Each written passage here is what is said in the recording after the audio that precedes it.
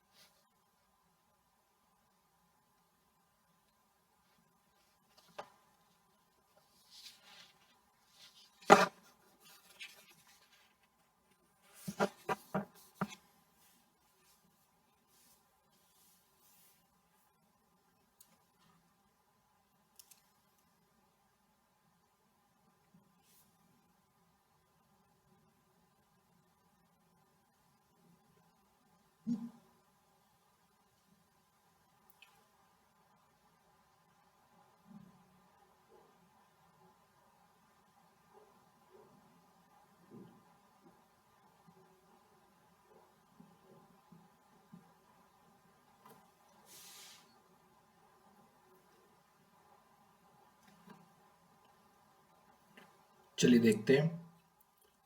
देखो आपका average atomic mass दे रखा है 14.0067। आपने लेट सपोज 14 वाले आइसोटोप की परसेंटेज मान ली x और 15 वाले की मान ली 100 माइनस एक्स अपॉन 100। तो यहाँ से ही कितना हो जाएगा 1400.57 equals 14x plus 1500 minus 15x। 1500 को लेफ्ट में भेज दो, ये हो जाएगा माइनस 99.33 इक्वल इधर हो जाएगा minus x। Minus minus cancel, x आ गया 99.33। x सामने किसको माना था 14 वाले आइसोटोप को, यानी कि नाइट्रोजन 14 का जो परसेंटेज है वो है 99.33%। तो अगले वाले की कितनी हो जाएगी नाइट्रोजन 15 की, ये हो जाएगी 100 minus 99.33 that is equal to 0.67%। तो नाइट्रोजन 15 आपका 0.67% है और नाइट्रोजन 14 आपका 99.33%।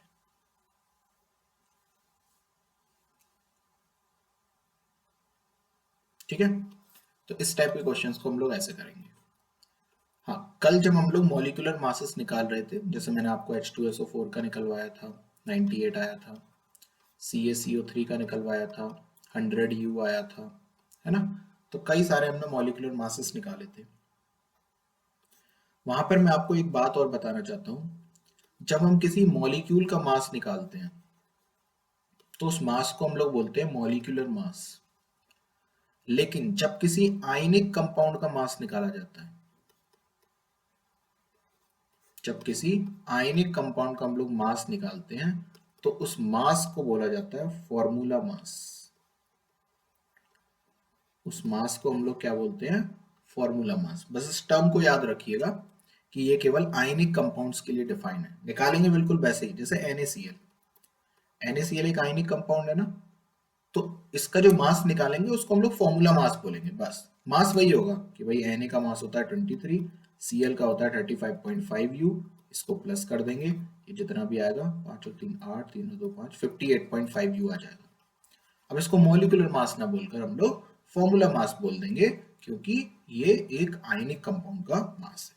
तो ये साइन कन्वेंशन है आईयूपैक का, इसको आपको याद रखना है। क्लियर? चलिए आगे बढ़ते हैं। तो अब हम लोग प्रॉपरली हेडिंग लगाएंगे आज की क्लास में, mole concept and molar mass. तो आज जो पढ़ाऊंगा मैं अब मोल कंसेप्ट और मोलर मास से, आज से आपने जो भी किताब खरीदी होगी एन अवस्थी की, उससे आपको क्वेश्चन करने को मिलते रहेंगे, तो आप उनको करते रहिएगा। ठीक है, चलिए शुरू करते हैं। तो सबसे पहले हम डिफाइन करते हैं मोल को, कि मोल क्या है। तो लिखेंगे 1 mole is defined as, 1 mole is defined as the amount of substance, the amount of substance that contains, the amount of substance that contains as many particles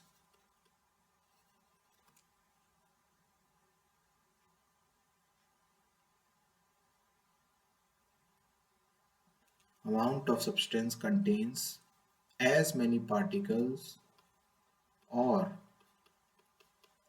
entities as there are atoms in exactly 12 gram of the carbon 12 isotope। इस बात को समझ लो। जैसे आप लोगों ने 1 dozen का मतलब सीखा होगा कि 1 डजन मतलब 12 होता है। ठीक, हम जनरली 1 डजन जो होता है वो बनाना, केले के लिए यूज करते हैं ना। लेकिन अगर मैं किसी की दुकान पर जाकर कहूँ कि 1 डजन पेंसिल दे दो, तो आपको अपने आप ही 12 पेंसिल दे देगा, है ना। अगर आप किसी दुकान पर जाकर कहो कि 1 डजन एप्पल दे दो, तो वो आपको 12 एप्पल दे देगा। ठीक है, किसी की दुकान पर जाकर कहो कि 1 डजन मेरे को प्याज दे दो, तो वो 12 प्याज आपको दे देगा। क्यों? क्योंकि हमने डजन का मतलब फिक्स कर दिया है, 12 होता है ना। इसी तरीके से एक मोल का मतलब फिक्स है। क्या होगा एक मोल का मतलब? एक मोल का मतलब उतना नंबर होगा जितना नंबर प्रेजेंट होता है कार्बन 12 के 12 ग्राम आइसोटोप के अंदर। यानी कि आपके पास एक कार्बन 12 का एटम पड़ा हुआ है, ठीक, आपने इसका 12 ग्राम निकाल लिया बाहर, और इसमें नंबर ऑफ एटम्स चेक कर लिए। वो जो नंबर ऑफ एटम्स आपने निकाल लिए वो फिक्स कर दिया गया है, उतने नंबर को हम लोग एक मोल बोलेंगे। और वो नंबर क्या है? वो नंबर भी निकाला जा चुका है, वो नंबर है 6.022 इंटू 10⁻23। इसको हम लोग बोलते हैं एवोगैड्रोस नंबर, एवोगैड्रोस नंबर। इसको डिनोट करते हैं Na से। A represent Avogadro, N represent number Na, है ना। तो इसका मतलब अगर मैं कल से आपसे 1 मोल एटम बोल दूं, तो आप बोलोगे कि 6.022 इंटू 10⁻23 एटम्स की बात हो रही है। अगर मैं बोल दूं 1 मोल मॉलिक्यूल, तो आप कहोगे इतने मॉलिक्यूल की बात हो रही है। अगर मैं बोल दूं 1 मोल टोमेटोज, तो आप कहोगे इतने टोमेटोज की बात हो रही है। अगर मैं बोल दूं 1 मोल आयंस, तो आप कहोगे इतने आयंस की बात हो रही है। अगर मैं बोल दूं 1 मोल इलेक्ट्रॉन, तो आप कहोगे इतने इलेक्ट्रॉन की बात हो रही है। अगर मैं बोल दूं 1 मोल हाथी, तो आप कहोगे इतने हाथी की बात हो रही है। मतलब 1 mole is equal to 6.022 into 10⁻23। Doesn't matter वो 1 मोल किस चीज के हैं, राइट। जैसे 1 डजन का मतलब 12 फिक्स है, ऐसी 1 मोल का मतलब 6.022 इंटू 10⁻23 फिक्स कर दिया गया है। ठीक है। अच्छा, अब मैंने आपसे एक क्वेश्चन पूछा कि भाई एक बात बताओ, कल को अगर मैं कार्बन 12 आइसोटोप का मास चेंज कर दूं, ठीक है, कार्बन 12 आइसोटोप का मास चेंज कर दूं, तो सिंपल सी बात है, नंबर ऑफ एटम्स जो हैं वो 6.022 इंटू 10⁻23 नहीं रह जाएंगे, वो कुछ और हो जाएंगे। क्यों? क्योंकि अभी तो हमने डेफिनेशन में पढ़ा, कार्बन 12 आइसोटोप के 12 ग्राम में जितने एटम प्रेजेंट होते हैं उन्हीं की वैल्यू है 6.022 इंटू 10⁻23। अगर कल को मैंने वो मास चेंज कर दिया, मास चेंज करने का मतलब क्या है, या तो मैंने ज्यादा कार्बन लिया है या मैंने कम कार्बन लिया है, तो उसके अंदर प्रेजेंट होने वाले एटम्स की संख्या भी चेंज हो जाएगी। और ये आपका नीट में पूछा गया था क्वेश्चन। तो इस बात को आप चाहे स्टेटमेंट बनाकर लिख लो, चाहे कैसे भी लिख लो, कि अगर मैं कार्बन 12 आइसोटोप का मास चेंज करता हूं तो उनके अंदर के एटम्स की संख्या भी चेंज हो जाएगी, यानी कि हमारे एवोगाड्रो नंबर की वैल्यू फिर चेंज हो जाएगी। ठीक है, चलिए, तो ये हो गई हमारी मोल की बात, कि मोल का मतलब क्या होता है। अब हम आगे बढ़ते हैं और समझते हैं मोलर मास क्या होता है। What is molar mass? तो मोलर मास, मॉलिक्यूलर मास क्या था? एक मॉलिक्यूल का मास। एटॉमिक मास क्या होता है? एक एटम का मास। फॉर्मूला मास क्या होता है? आयनिक कंपाउंड के एक फॉर्मूले का मास। तो मोलर मास क्या होगा? अरे भाई, एक मोल सब्सटेंस का मास। तो मोलर मास को लिख लेते हैं, the mass of 1 mole of a substance in ग्राम, इस बात को ध्यान से, is called मोलर मास। जब किसी भी सब्सटेंस के 1 मोल का मास डिफाइन किया जाए ग्राम में, याद रखना, किलोग्राम में नहीं, यू में नहीं, मेगाग्राम में नहीं, मिलीग्राम में नहीं, केवल किसमें? ग्राम में, तो उसको क्या बोला जाएगा? Molar mass. ठीक है। और अगली लाइन वेरी वेरी इंपॉर्टेंट, अब यहां से बहुत इंपॉर्टेंट इंपॉर्टेंट बातें शुरू हो गई, और ये लाइंस आपको कितने अच्छे से समझ में आई हैं यही डिसाइड करेंगे कि आपको मोल कितने अच्छे से सॉल्व करना आएगा। मोल के बहुत टफ माने जाते हैं क्वेश्चंस, क्यों? क्योंकि बेसिक्स कमजोर रह जाते हैं। तो आप लोग बेसिक्स को अच्छे से समझिएगा। हम लोग बहुत नन्हे नन्हे लेवल के क्वेश्चन से शुरुआत करके बहुत एडवांस लेवल के क्वेश्चन तक जाएंगे, लेकिन सारा कंसेप्ट समझते हुए। तो दूसरी बात क्या है कि the molar mass in gram is numerically equal to atomic, molecular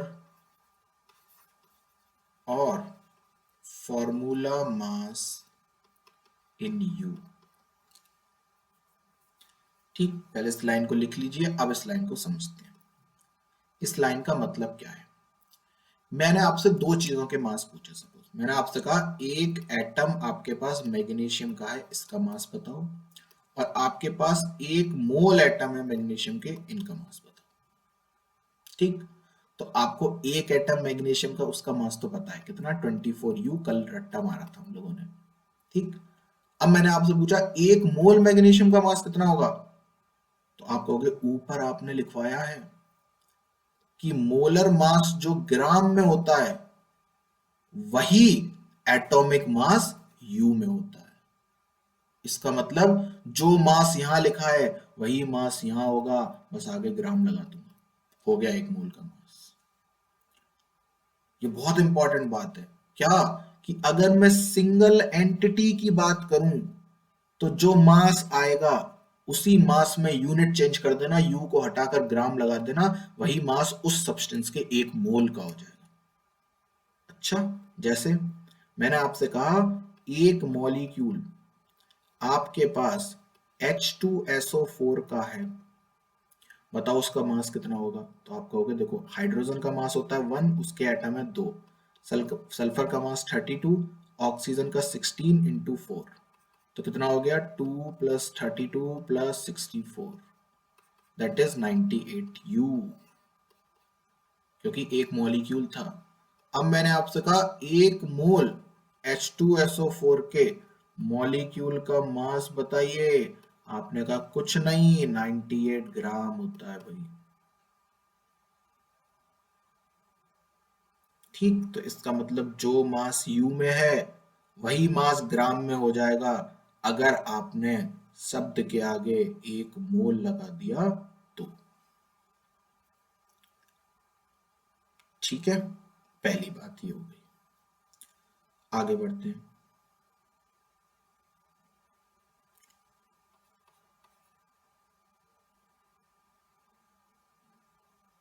अच्छा, हम लोग मोलर मास को, है ना, तो इसका मतलब मोलर मास कुछ नहीं है, जो एटॉमिक मास है उसी में अगर मैं ग्राम लगा दूं यू की जगह तो वो मोलर मास बन जाता है। इसीलिए मोलर मास का दूसरा नाम किताबों में ग्राम एटॉमिक मास भी लिखा होता है। अगर एटम के मास में ग्राम लगा दिया जाए तो ग्राम एटॉमिक मास, या ग्राम मॉलिक्यूलर मास भी बोल सकते हैं। तो अगर कल को लिखा हो molecular mass of H2SO4 is 98, तो समझ जाना एक मॉलिक्यूल का मास बोल रहा है, 98U बोलना चाह रहा है वो। और कल को वो कहते हैं gram atomic mass of H2SO4 is 98, तो समझ जाना एक मोल की बात कर रहा है और हमसे 98 ग्राम कहना चाह रहा है। यूनिट छुपा रहा है, जानना चाह रहा है कि हमें कंसेप्ट क्लियर है या नहीं। ठीक, बहुत इंपॉर्टेंट बात थी। एक रिलेशन हम लोग कल पढ़ ही चुके थे, 1U is equal to 1/Na ग्राम। अब डेली टू डेली रिवीजन करना पड़ेगा। आपने जहां एक क्लास का रिवीजन छोड़ा, अगली क्लास के सारे न्यूमेरिकल आपके सिर के ऊपर से जाएंगे और 2-3 दिन बाद आपके हाथ से मोल पूरा चला जाएगा। फिर चाहे आप कितना भी पीछे का पढ़ते रहना, आप कभी कोप अप नहीं कर पाओगे। इसलिए साथ के साथ आज का डाउट कल की क्लास में पूछ लेना घर पे जाकर रिवीजन करने के बाद। ठीक, अच्छा, तो 1U is equal to 1/Na।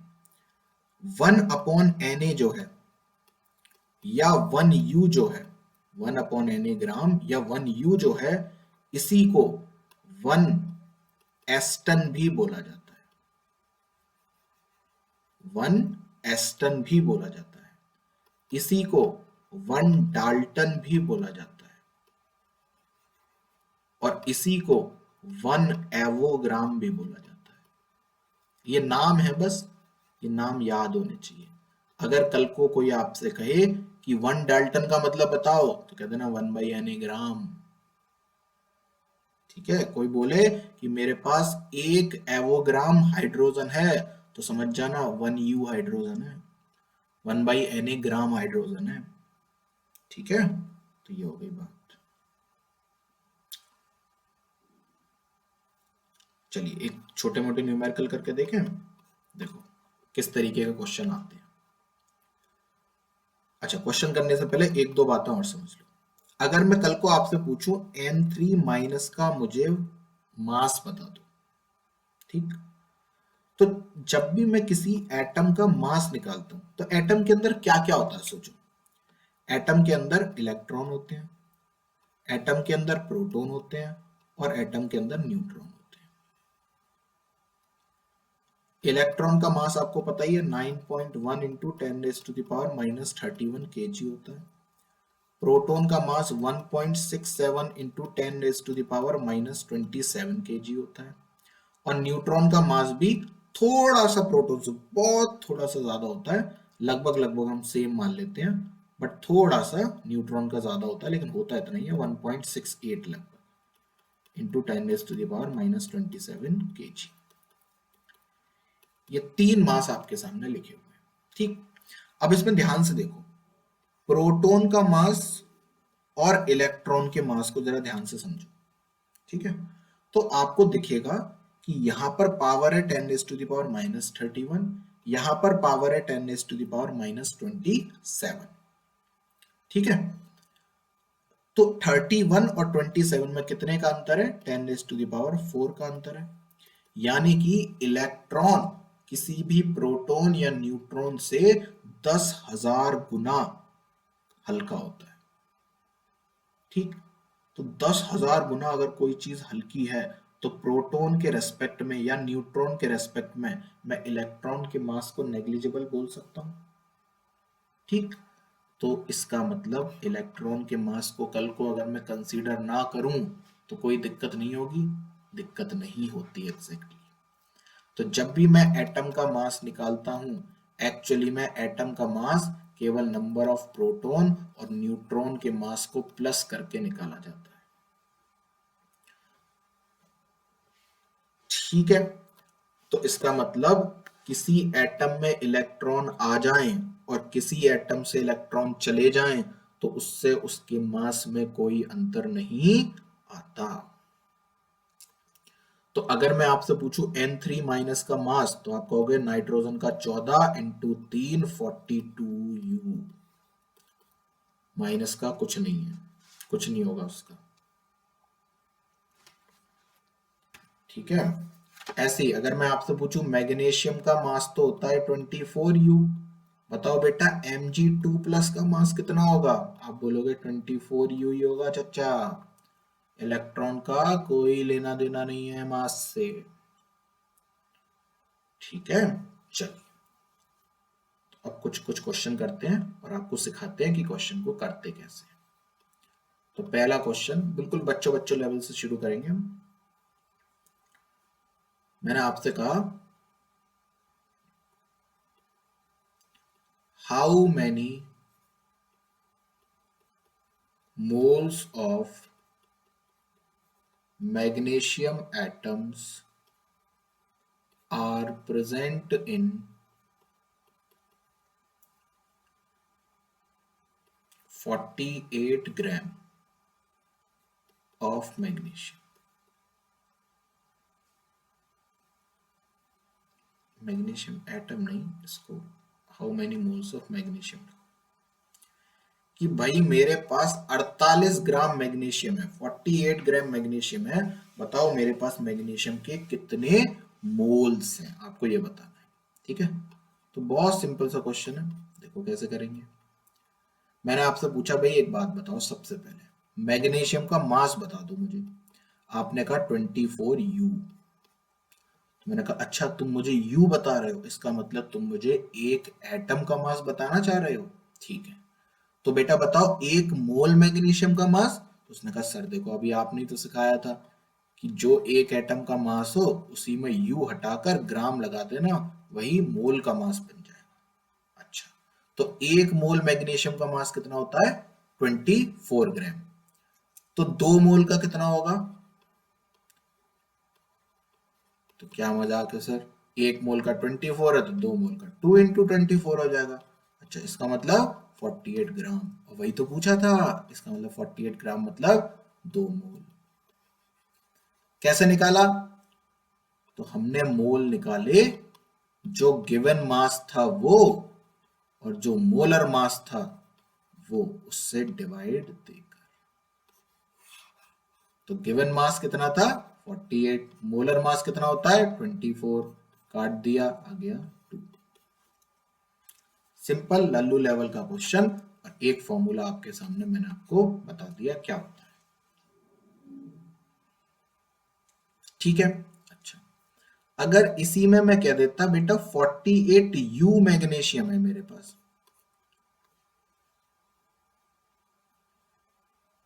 अब बताओ मेरे पास कितने मोल्स हैं? ठीक, तो आप क्या कहते हैं मेरे से? आप कहते देखो सर, हमको तो ये पता है कि 48 ग्राम का मतलब होता है 2 मोल। 48 ग्राम का मतलब होता है 2 मोल। आप मुझसे पूछ रहे हो 48 यू, तो पहले मुझे ग्राम को यू में चेंज करना पड़ेगा। और ग्राम को यू में कैसे चेंज करूंगा? कल रिलेशन सिखाया था, 1 u is equal to 1 upon N A gram. ठीक, अब उसकी आपको हेल्प लेनी है। तो यहां से ग्राम की वैल्यू क्या हो जाएगी? 1 gram is equal to N A U. तो ग्राम की जगह आप एन ए यू लिख दो। तो 48 एन ए इंटू यू, है ना, ये इसकी यूनिट हो गई, इज इक्वल टू 2 मोल होते हैं। तो 1 यू इज इक्वल टू कितना हो जाएगा? 2 अपॉन 48 एन ए। और मुझे कितने में निकालना था? 48 यू में। तो कितना हो जाएगा 48 यू में? 2 अपॉन 48 एन ए इंटू 48। 48 से 48 कैंसिल, आंसर आ गया 2 अपॉन एन ए मोल्स। तो इसका मतलब भाई 48 ग्राम में तो 2 मोल है, लेकिन 48 यू में 2 by N A moles. Clear?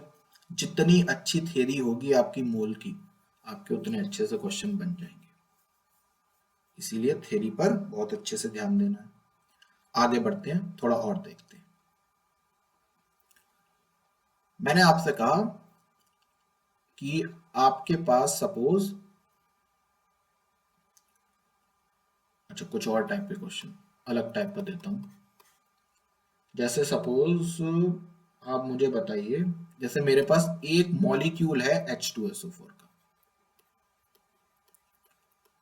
तो आपको पता है एक मॉलिक्यूल H2SO4 में 2 एटम प्रेजेंट है हाइड्रोजन के, H के। एक एटम है सल्फर का और 4 एटम है ऑक्सीजन के। सही है? क्लियर? तो अगर मैं पूछूं एक मोल H2SO4 है आपके पास, तो क्या आप कह दोगे कि इसका मतलब 2 मोल हाइड्रोजन के एटम है, 1 मोल सल्फर का एटम है और 4 मोल ऑक्सीजन के एटम। क्लियर? अरे भाई एक मॉलिक्यूल में अगर 2 एटम है तो एक मोल मॉलिक्यूल में 2 मोल एटम हो जाएंगे, 1 मोल सल्फर हो जाएगा, 4 मोल ऑक्सीजन हो जाएंगे। सही है? ठीक है। तो मैंने आपसे कह दिया कि मेरे पास 5 मोल H2SO4 है, 5 मोल H2SO4, राइट? तो 5 मोल H2SO4 में मुझे बता दो mass of oxygen. 5 mole oxygen में मुझे मास ऑफ ऑक्सीजन बता दीजिए कितना होगा। ठीक, तो आपने कहा देखो 5 मोल अगर आपके पास H2SO4 है, तो 1 मोल अगर H2SO4 होता तो उसमें आपके पास 4 मोल ऑक्सीजन होते। क्लियर? अगर 1 मोल H2SO4 होता तो उसमें आपके पास 4 मोल ऑक्सीजन होते। अगर आपके पास 5 मोल H2SO4 है तो इसका मतलब 4 5 जा 20, आपके पास 20 मोल H2SO4, सॉरी 20 मोल ऑक्सीजन है, राइट? अच्छा, अब 1 मोल ऑक्सीजन का मास कितना होता है? तो एक एटम का मास होता है 16 U, तो 1 मोल ऑक्सीजन के एटम का मास होगा 16 ग्राम। तो 20 मोल का कितना होगा? अरे भाई 20 इंटू 16, 320 ग्राम। सिंपल। 1 मोल ऑक्सीजन का मास 16 ग्राम, तो 20 मोल ऑक्सीजन का मास 320 ग्राम। तो यानी कि 5 मोल H2SO4 में 320 ग्राम ऑक्सीजन प्रेजेंट है।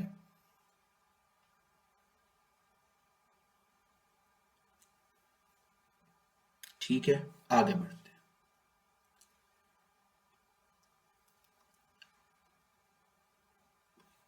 क्वेश्चन करते हैं जेई 2002 का। ठीक, अब मैं आपको सन भी बता चलूंगा कि कौन सी सन में कौन सा क्वेश्चन आया, ताकि आपको पता लगता रहे कि हम, हाँ, हमारी गाड़ी किधर घूम रही है। ठीक, क्वेश्चन क्या था? How many moles of electron, ये क्वेश्चन आप करिएगा, विल वे 1 kg। ठीक, मैं आपको टाइम दे रहा हूं, आप लोग सोचिए आराम से और इसको सॉल्व करिए और सोचिए कितना आएगा answer. How many moles of electron will way 1 kg, मतलब कितने इलेक्ट्रॉन को तोलूं तब जाकर मुझे 1 किलोग्राम का मास मिले। करिए सॉल्व।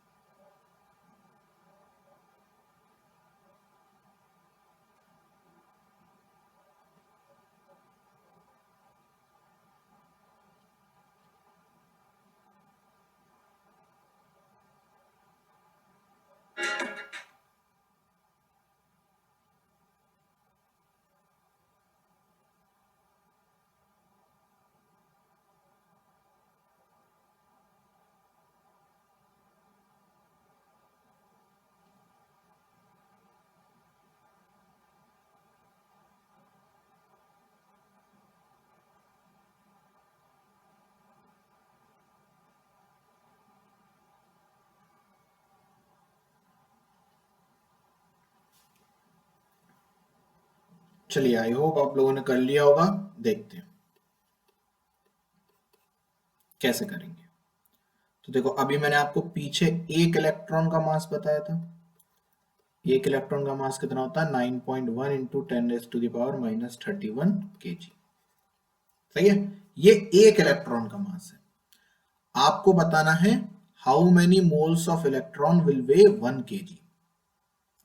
तो अगर एक इलेक्ट्रॉन का मास इतना है, ठीक है, तो एक मोल इलेक्ट्रॉन का मास कितना होगा? तो एक मोल का मतलब है 6.022 इंटू 10⁻23।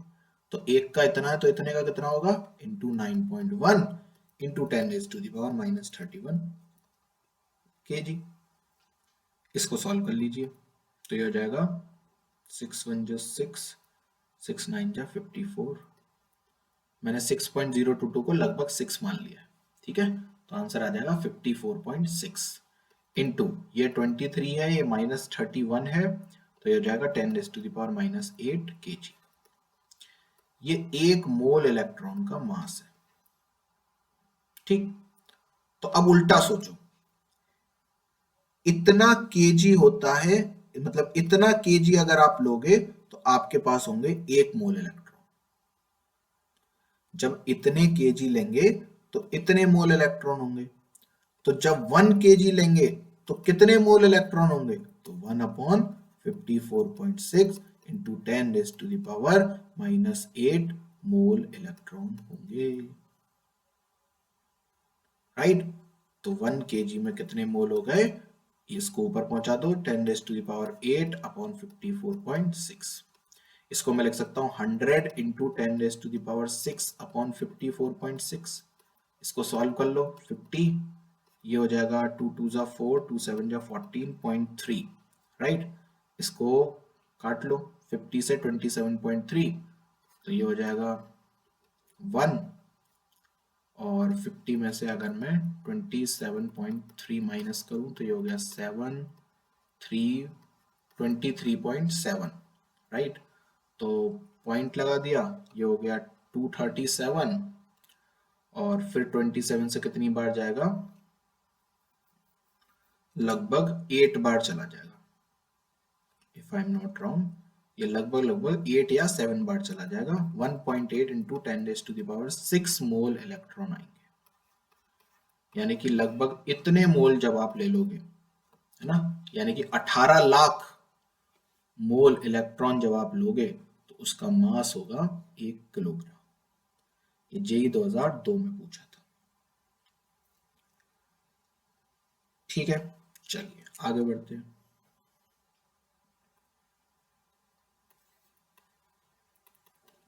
अगला क्वेश्चन करते हैं।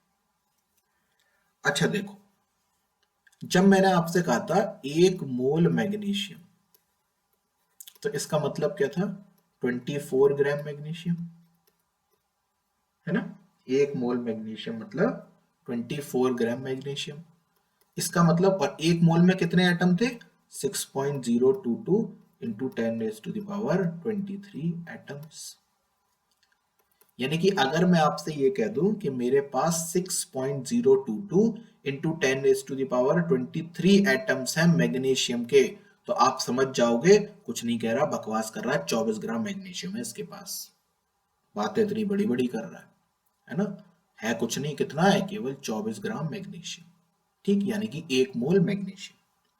अच्छा, अगर मैं आपसे कहूं मेरे पास 3.022 इंटू 10⁻23 एटम्स हैं मैग्नीशियम के, तो गौर से देखो, मैंने ऊपर वाली संख्या में 2 से डिवाइड दे दिया है बस, मेरे पास ये आ गया। यानी कि मैंने एटम्स आधे कर दिए, तो जब मैंने एटम्स आधे कर दिए तो मास भी क्या हो जाएगा? आधा। मोल्स भी क्या हो जाएंगे? आधे। यानी कि मेरे पास आधा मोल है मैग्नीशियम का। ये आपने नंबर ऑफ एटम से मोल कैसे निकाले? तो वही फॉर्मूला लगाया जो मास में लगाया था, कि mole is equal to given mass upon molecular mass. पढ़ा था ना हम लोगों ने, ऐसे ही mole is equal to given number upon Avogadro's number. तो गिवन नंबर कितना था? 3.022 इंटू 10⁻23। दिया हुआ नंबर कितना है, मतलब एवोगैड्रो कितना है? 6.022 इंटू 10⁻23। ये कैंसिल, ये 2 बार, तो हाफ मोल आ गया। इस तरीके से आपको क्वेश्चंस करने हैं। ठीक है, और करेंगे, टेंशन मत लो, अभी तो बहुत क्वेश्चन करने हैं। 30-40 क्वेश्चन तो मैं आपको क्लास में करवा दूंगा इन्हीं दोनों फॉर्मूले पर। आपको इतनी वैरायटीज दिखाऊंगा मैं क्वेश्चंस की कि कितना कुछ पूछा जाता है। और आज भी इसी टाइप के क्वेश्चन नन्हे मुन्ने पूछे जाते हैं मेन में। एडवांस में तो नहीं, लेकिन मेन में आज भी ऐसे ही आते हैं क्वेश्चन। चलिए आगे बढ़ते हैं। तो जैसे अगर मैं आपसे कहूं कि मेरे पास 3 मोल H2O है, ठीक, तो 3 मोल H2O में मुझे हाइड्रोजन के एटम्स और ऑक्सीजन के एटम्स बता दो कितने होंगे। ठीक, अटेम्प्ट करिए आप क्वेश्चन को, मैं आपको 2 मिनट दे रहा हूं।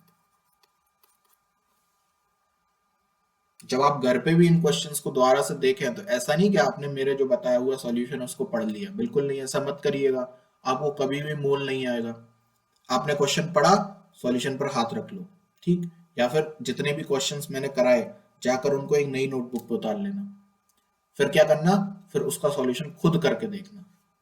फिर अगर कहीं अटको तो चेक करना मैंने कहाँ गलती करी और सर ने कैसे बोला था सोचने को। जल्दी से अटेम्प्ट करें।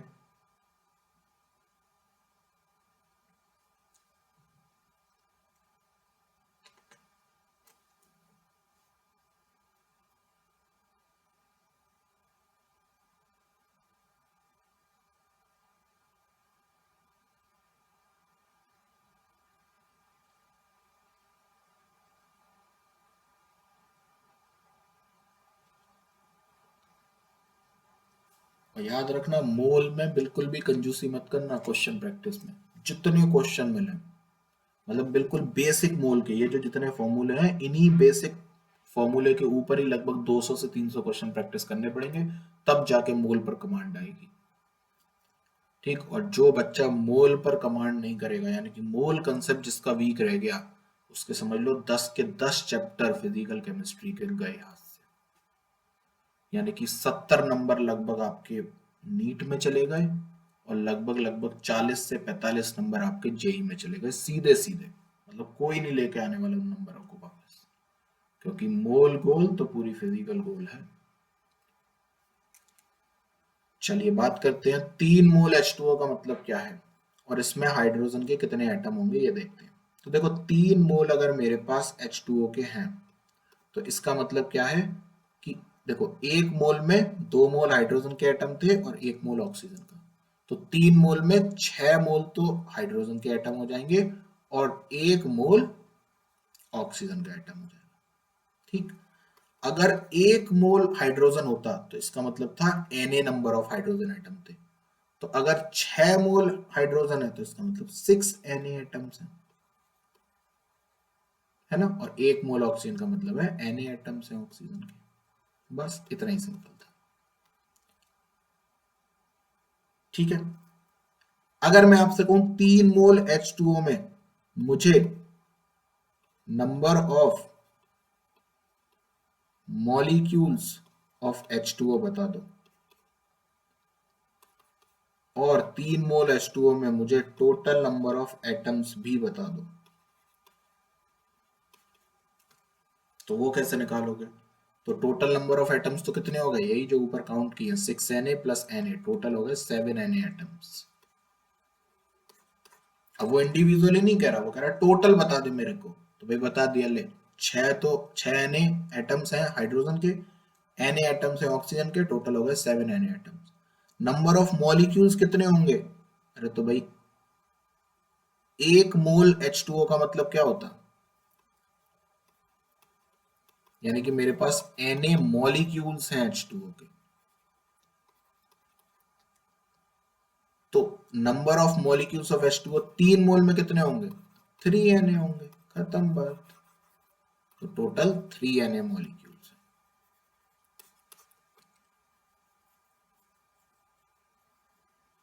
टोटल 3Na मॉलिक्यूल्स हैं।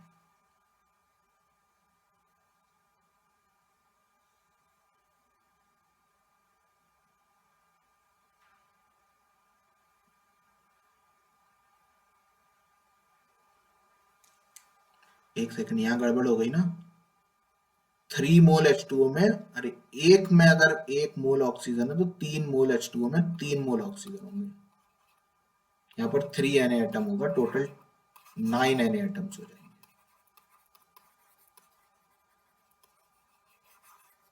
9Na atom. अरे एक अगर पानी का मॉलिक्यूल है तो उसमें एक ऑक्सीजन का एटम है, तो 1 मोल पानी के मॉलिक्यूल में 1 मोल ऑक्सीजन के एटम होंगे। तो 3 मोल पानी में 3Na एटम्स होंगे, किसके, ऑक्सीजन के। ठीक है, तो इस तरीके से क्वेश्चंस आते हैं। आप लोग, अब मैं अभी आज कोई होमवर्क नहीं दे रहा, कल मैं और चीजें सिखाऊंगा, तब कंबाइंड होमवर्क मिलेगा।